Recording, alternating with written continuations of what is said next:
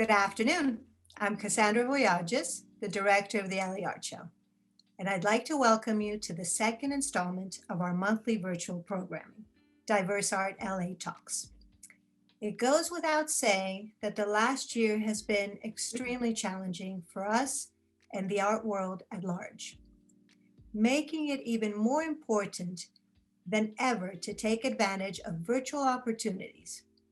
Community engagement has always been a priority for the LA Art Show, and that goes hand in hand with our commitment to bring international arts to Los Angeles.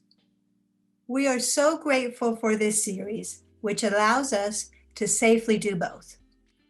Our relationship with galleries, museums, institutions, partners, and sponsors is such a huge part of doing what we love to do.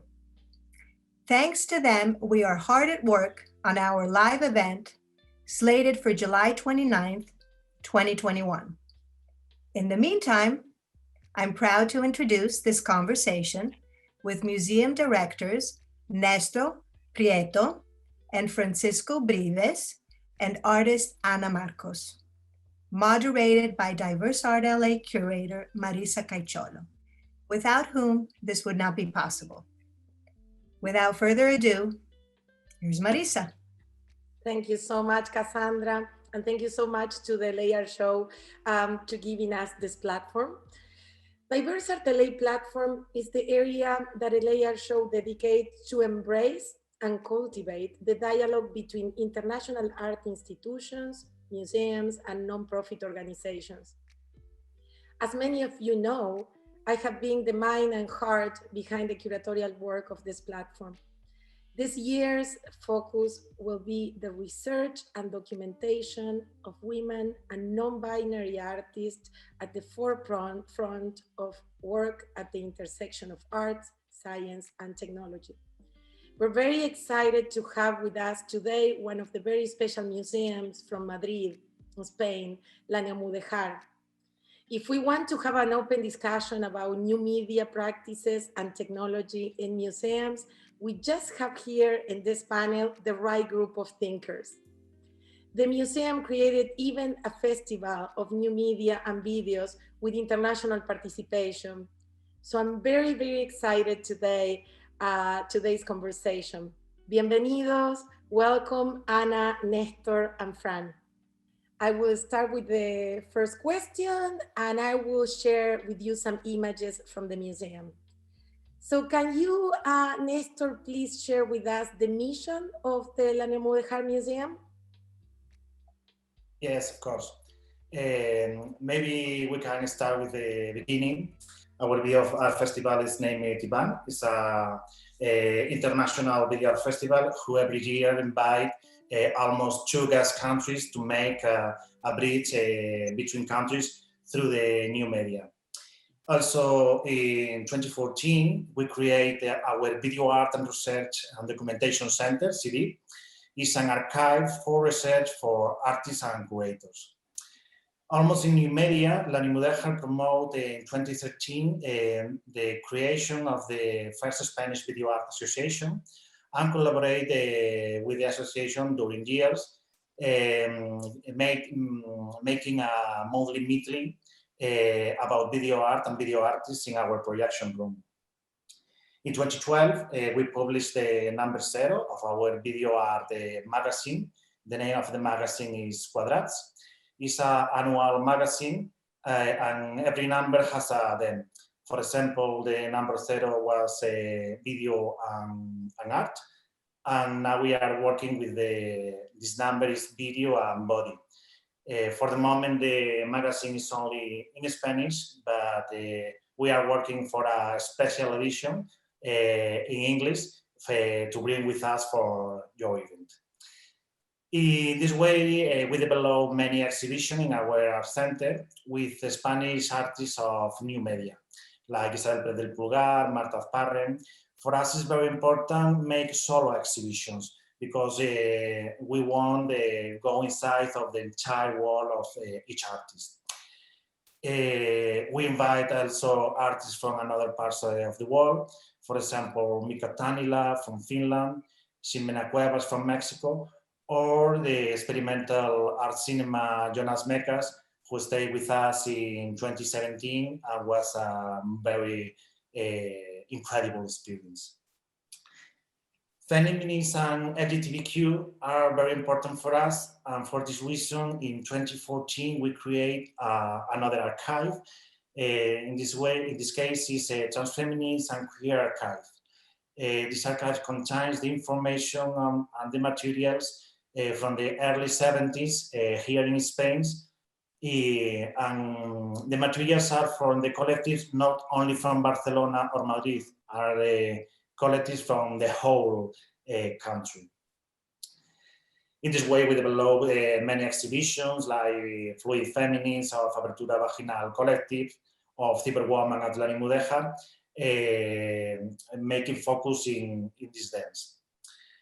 And we collaborate a lot with another institution like Reina Sofia Museum and symposiums about archives and queer dance. And develop exhibitions like Dactyloscopia Rosa, was an exhibition that we made for Matadero Madrid, and was the exhibition selected for the World Pride in 2018 in here in Madrid. And we developed a version of this exhibition, and we stayed last year in DIVERSEartLA with this exhibition too. Art and activists are very important for us, and we work a lot with artists who work in this concept. Performance are very important for us from the beginning. From the beginning, we programmed a lot of performance, but in 2017, we created a specific program, Perneo, curated by Alba Soto. Alba Soto is one artist, a performing artist and curator here from Spain. And the event is every 2 months, and we have 3 performing artists invited. One of them from Spain and another from another country. In performance, we develop some artists in residence and like a training performance, like Sahardor is one teacher from Israel who comes 3 times in different years to develop this kind of residence, or Johannes Derning, another artist from Berlin, who comes here to develop a very specific program. In this case, is 12 artists, 14 days inside of our building, learning, living, and training during 14 days. Also, we develop many exhibitions about historical performing artists like Congelada de Uva from Mexico, or works dedicated about research in performance of some artists like Ana Matei. Ana Matei is one artist from Spain. And tomorrow we will make an opening show here in Neomudéjar of this exhibition. We are very interested too, not only in young artists, too in artists with more than 14 years of career. For us, it's very important because it's important for the new generation of artists to know the working for artists who are working from 70s and 80s until today, to share with the young artists their knowledge.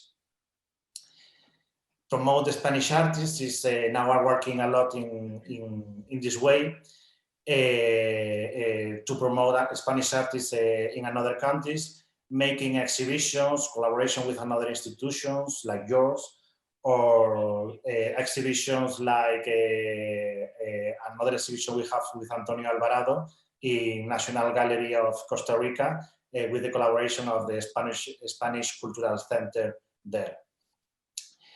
We develop many special programs of Spanish video art for another festivals, like exchange with the festivals. In the same way, we receive special programs for another countries in our video art festival in Iran. We develop Spanish video art programs for these festivals. And to finish with this little introduction, I want to talk about the spaces, because the spaces are very important for us and are very singular. All of our spaces are spaces recovered from the oblivion. For example, La Neomudéjar is an old factory from the late of 19th century. Was an old factory for the first railway company in Madrid. And it's very close from Reina Sofia Museum and Prado Museum, but the building was abandoned for a long years. When we rent the space, we listen the space and we decide preserve the decadence, the atmosphere decadence of the building, like a main identity of the project. Because we work a lot with the memory, and we respect the building, we don't colonize it, and we respect the whole memory. In 2018, we rent the second building in the north of the city, in Aucas periphery. The building was a military base in a huge space, and there the project contains our contemporary art collection with more than 400 items. We have 30 artist ateliers in the space, and we have a space for music concerts, etc. And finally, in 2019, we opening another big project out of the city, Castica, Space for Artists. It's an artist in residence in a little village named Cañada del Hoyo, with only 200 people. And it's a space for work with art and nature. And I think with a little introduction, you can know more about us. That's all. Thank you so much. Well, Fran, can you answer, I think we are all very interested in to know how the pandemic affected the museum and what you really changed to keep functioning. Wow. Well, in the beginning, it was a shock.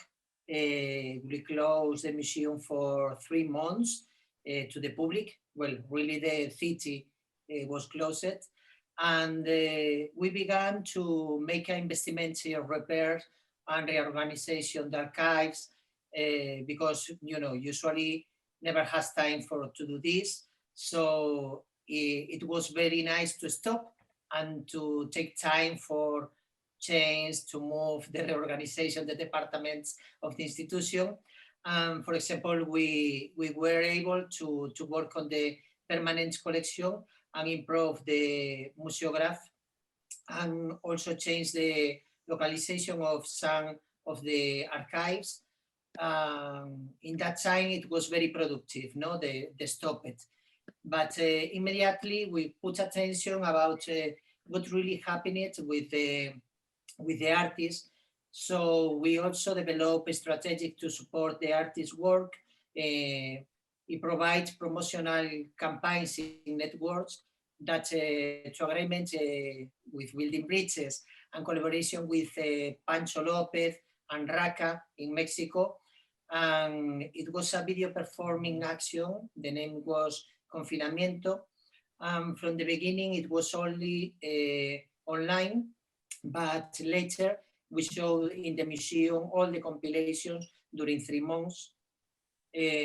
Another network, it was with the Cultural Center of Spain in Costa Rica, with Casa Caníbal in Colombia, with Building Bridges in LA, and the Association of Women Visual Arts in Madrid. And we create together a public contest to financial support image and artists in self-confinement. It was 14, we are selected artists and won the production support. About you speak about the change, no, of the museum. Actually, it's very interesting to see how the structure created has remained valid during this COVID period. Our museums have a program focused in the local public, and our exhibition changes every 2 months.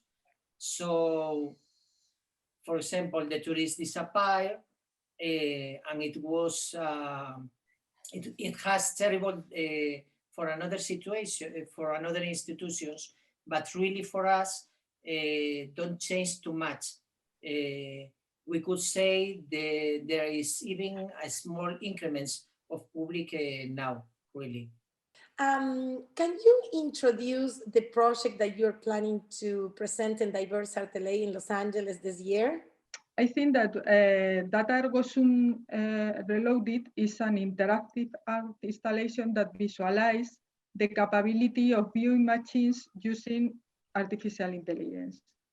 With a mirror that attack the attention, the installation observes and records the behavior of visitors without them being aware that their simple presence in front of a mirror is providing an overwhelming amount of data. Around 20,000 parameters are captured in just 20 seconds. People are now aware that every click and every post on internet and even the simple use of their mobile phones generates data, and then it generates profits for some major corporations. However, it's not so well known that the developments in artificial vision and artificial intelligence techniques have given machines the capability to obtain data from us without our active engagement. This fact is presented to the visitor through an artistic visualization of a portrait that combines their image with their personal big data. But the next question would be how machines understand us. In essence, this artistic visualization presents a different kind of portrait.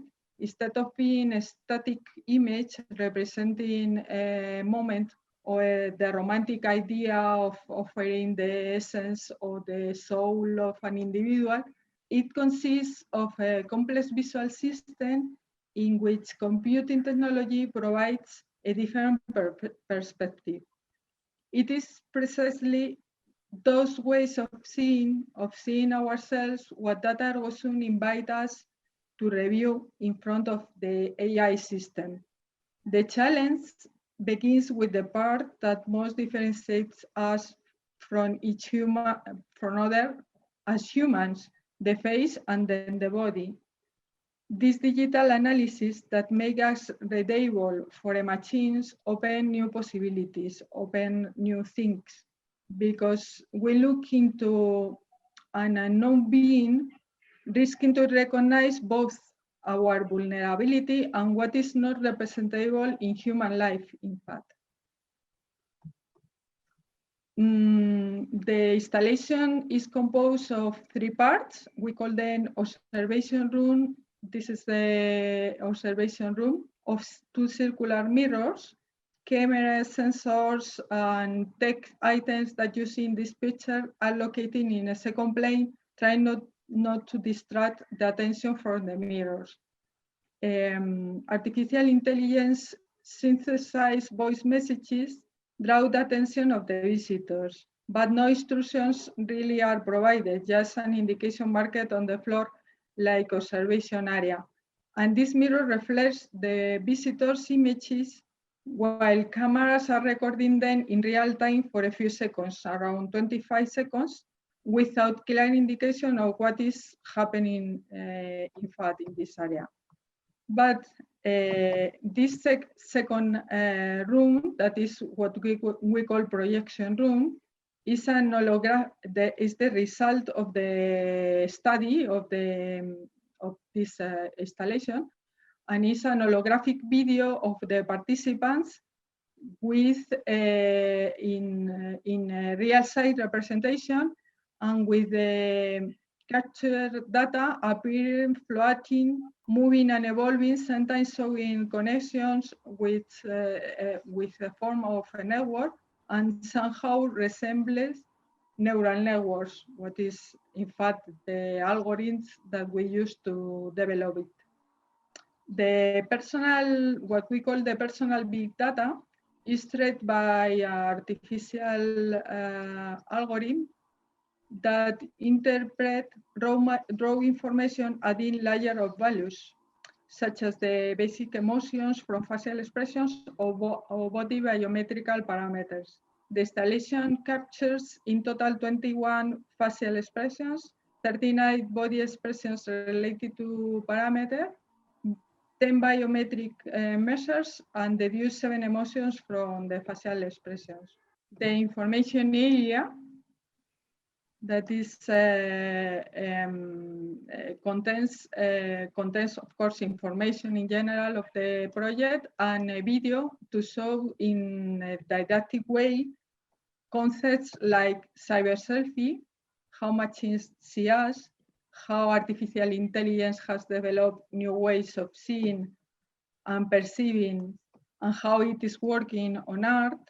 And finally, a sequence of the video shows also the process to reach the result of our installation. That Argos reloaded. Thank you so much. Thank you so much. So here we go with the next question. And how was the process of selection of the artists and the project? So we know the work of Ana Marcos from years ago. She participated in some edition of our video art festival. And when we named the them of this year for the DIVERSEartLA, we think obviously in Ana Marcos. We make the proposal, and thank you, Ana Marcos, for accepting our proposal, because it's an honor for us stay with you there in this installation. Great, thank you so much. With the last question. So how you are planning to keep engaging with the community in the near future, and how do you see the general changes in the art scene in your country? Well, for us, the community are the artists. So our project is a living art project, and we work with living artists. In that case, our job is to promote ties with institutions in favor of the internationalization of the Spanish art. And that is why this year, for example, our participation with large show, it's very important, as well as 2 exhibitions that we will program with another museums in Costa Rica, Gallery Nacional and Museum of Design, also with Spanish artists. At the local level, the strategic is first to create teams with critics and curators to support the community of artists in Zapadores, or residents artists in that museum. And the current situation in Spain is, well, 4 museums have closed in the last 3 months. And this puts on alert, no? That today, more than ever, we have to cooperate and build ties and aid between institutions, facilitating networks as much as possible. And we think this is the most important for the future, the cooperation between institutions. Mm-hmm. Thank you so much. Well, anything else that you want to add before we finish with the questions? Fran, Nestor, Ana? No, only say thank you for the invitation, because for us it's very important the opportunity to stay there. Last year was a very great experience, and we feel this year we can enjoy the experience again in this new normality. Thank you so much for invitation, and thank you so much for Ana for accept the invitation to stay there. And I don't know if this one Ana can say. No, thank you to say thank you again, because for us it's a great opportunity to be there. Elia also has an important and very well-known and famous place to exhibit. So for us is incredible. I'm really honored and very happy to be there. No, as cannot be in another.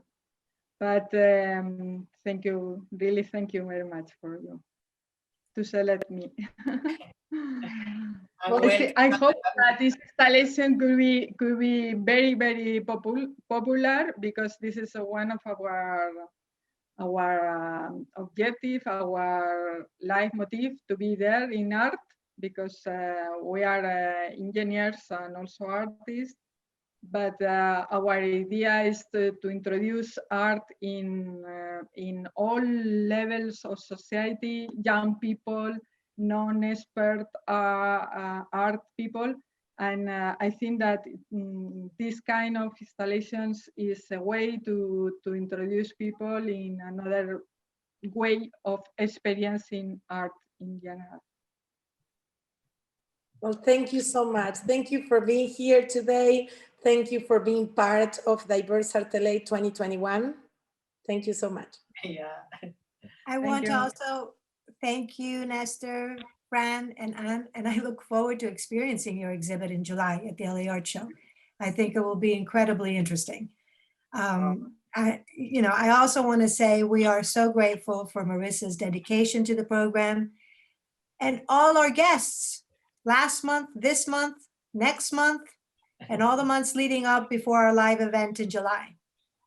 I would like to thank all so much for your commitment and support. And don't forget to follow us on social media and check our website at laartshow.com for the Diverse Art LA talk schedule and updates on 2021 show. Our next Diverse Art LA talk will be April 18th. And I'm looking forward to seeing some of you in July at the LA Art Show. Thank you, guys. Thank you. Thank you. Thank Bye. you. See you next time.